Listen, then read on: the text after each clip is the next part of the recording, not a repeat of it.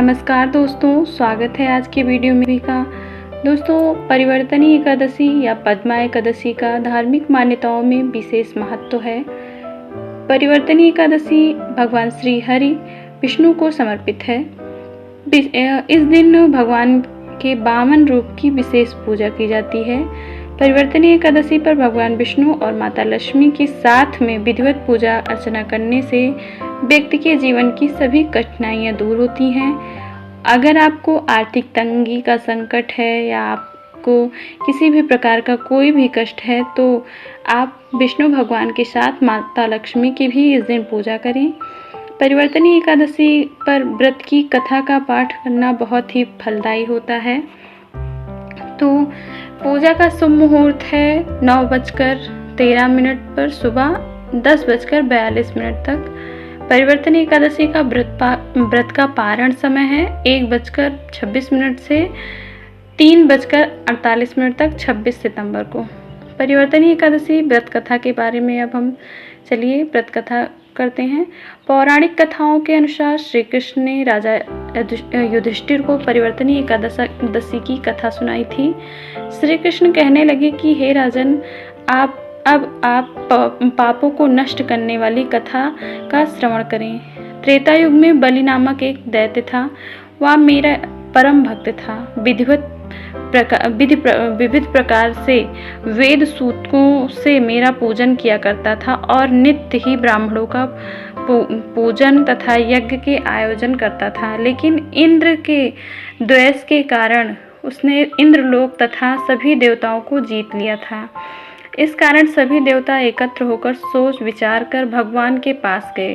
बृहस्पति सहित इंद्रादि देवता प्रभु के निकट जाकर और नतमस्तक होकर वेद मंत्रों द्वारा भगवान का पूजन और स्तुति की।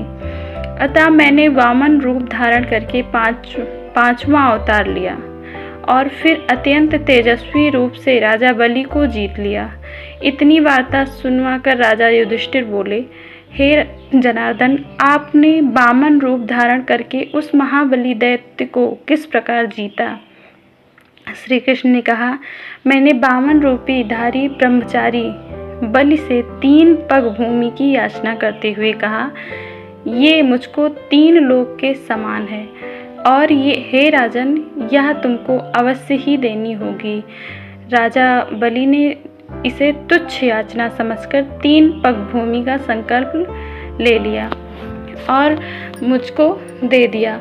और मैंने अपने त्रिविक्रम रूप को बढ़ाकर यहाँ तक कि भूलोक में पद, भूलोक में जंघा, स्वर्गलोक में कमर, मनलोक में पेट, जनलोक में हृदय, यमलोक में कंठ की स्थापना कर सत्यलोक में मुख, उसके ऊपर मस्तक स्थापित किया।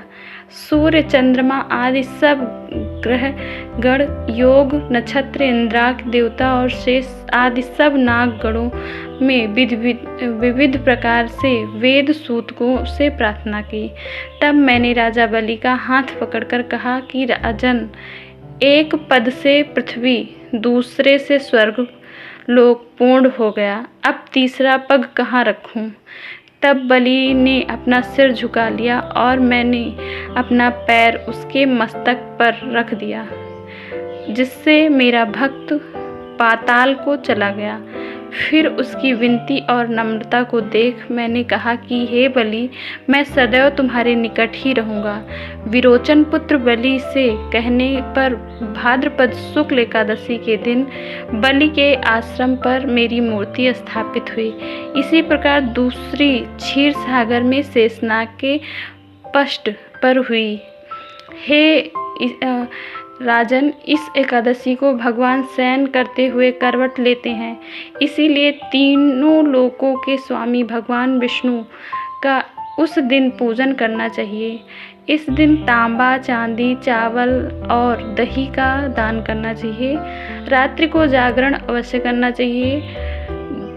जो विधि पूर्वक इस एकादशी का व्रत करता है वो सभी पापों से मुक्त होकर स्वर्ग में जाकर चंद्रमा के समान प्रकाशित होता है और यश पाते हुए पापनाशक इस कथा को पढ़ते या सुनते हैं उनको 1000 अश्वमेघ यज्ञ का फल प्राप्त है। तो अगर जो व्यक्ति यह व्रत नहीं कर पाता है वह इस कथा का पाठ करता है तब भी उसे एक यज्ञ की फल के समान प्राप्ति होती है। उम्मीद करती हूँ दोस्तों वीडियो पसंद आया होगा।